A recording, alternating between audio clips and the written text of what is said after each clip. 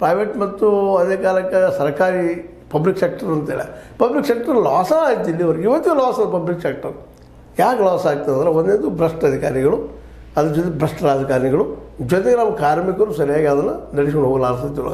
ಹೋಗಲಿ ಕಡೆ ಕಾರ್ಮಿಕರೇ ಕೊಡ್ತೀವಿ ಬನ್ನಿ ನಡೆಸ್ಕೊಡ್ರಿ, ಕಚ್ಚಾ ವಸ್ತು ನಾವು ಸರ್ಕಾರದ ಎಲ್ಲ ಕೊಡ್ತೀವಿ ಅಂತ ಅವ್ರಿಗೆ ಸಾಧ್ಯ ಇದಲ್ಲ ಅದು ಮಾಡಲಿಕ್ಕೆ. ಈ ದಿಶೆಯಲ್ಲಿ ಚಿಂತನೆ ಮಾಡಬೇಕಾಗಿದೆ. ಇವತ್ತು ನಮ್ಮ ಕಾರ್ಮಿಕ ಮಿನಿಸ್ಟರ್ ನಮ್ಮ ಲಾಡ್ ಅವರು ಸಂತೋಷ್ ಲಾಡ್ ಅವರು ಈ ದಿಶೆಯಲ್ಲಿ ಚಿಂತನೆ ಮಾಡಿದ್ರು ಉತ್ತಮ ಏನು ಅಂತ. ಕಾರ್ಮಿಕ ಸಂಘಟನೆ ಮಾಡಿ ಕೋಆಪರೇಟಿವ್ ಮಾಡ್ಕೊಂಡು ಅವ್ರಿಗೆ ನೀವು ಫಂಡ್ ಮಾಡಿದ್ರಪ್ಪ ಅಂದ್ರೆ ದುಡ್ಯಾಗ ಕಲ್ಸ್ರಿ, ಲಾಭ ಮಾಡಿ ತೋರಿಸ್ರಿ ಅಂತ ಹೇಳ್ರಿ, ಮಾರ್ಕೆಟಿಂಗ್ ಮಾಡೋಕೆ ಕಲ್ಸ್ರಿ. ಇಂಥವು ಏನಾದರೂ ಮಾಡೋಕ್ಕೆ ಸಾಧ್ಯ ಇದನ್ನ. ಈಗಂತೂ ಪ್ರೈವೇಟ್ದವ್ರಂತೂ 10 ತಾಸು ದುಡ್ಲಾರ್ದ ಮತ್ತು ಪಗಾರ ಹೆಚ್ಚು ಮಾಡ್ತಾ ಇಲ್ಲ. ಯಾಕಂದ್ರೆ ಅವ್ರು ನಾವು ನಡೀಲಿಕ್ಕೆ ಸಾಧ್ಯ ಇಲ್ಲ. 20 ಮಂದಿ ಇದ್ದಲ್ಲಿ ನಾವು ಕಾನೂನು ಅಪ್ಲೈ ಆಗ್ತದೆ, ಕಾನೂನು ಅಪ್ಲೈ ಆಗ್ತದೆ. 20 ಮಂದಿ ಮಾಡೇ ಬಿಡೋದಿಲ್ಲ ಅವರು. 10, 12, 13 ಮಂದಿ ಮಾಡ್ತಾರೆ, ಅರ್ಥ ಕೆಲಸ ಹೋಗಿಬಿಡ್ತಾರೆ. ಆ ರೈತ ಆ ದುಡಿತಿರುವಂಥ ಕಾರ್ಮಿಕರಿಗೂ ಲಾಭ ಇಲ್ಲ.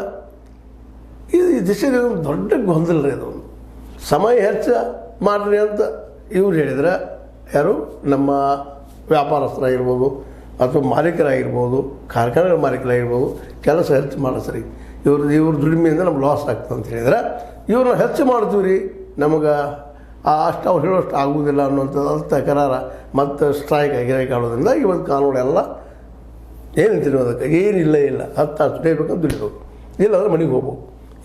ಇವತ್ತು ಯಾವ ಫಂಡ್ ಇಲ್ಲ, ಮೆಡಿಕಲ್ ಶೂಟ್ ಇಲ್ಲ, ಮತ್ತೊಂದಿಲ್ಲ, ಕಾಳಜಿ ಇಲ್ಲ. ಆಗ ಮೊದಲು ಹಕ್ಕಲ್ಲಿ ಕೇಳ್ತಿದ್ರು ಕಾರ್ಮಿಕರ ಕೊಡೋರಪ್ಪ ಇದೆ ಅಂತ. ಇವತ್ತು ಹಕ್ಕ ಇಲ್ಲ, ಹಕ್ಕ ಕಸ್ಕೊಂಡ್ಬಿಟ್ಟಿದ್ದಾರೆ. ಹೀಗಾಗಿ ಇದೊಂದು ಏನಪ್ಪ ಅಂದ್ರೆ ನಮ್ಮ ಕಾರ್ಮಿಕರಿಂದ ವಿರೋಧ ಬರಲಿಕ್ಕೆ 10 ತಾಸು ಮಾಡೋದು ಬ್ಯಾಡ್ರಿ ಅಂತೇಳಿ.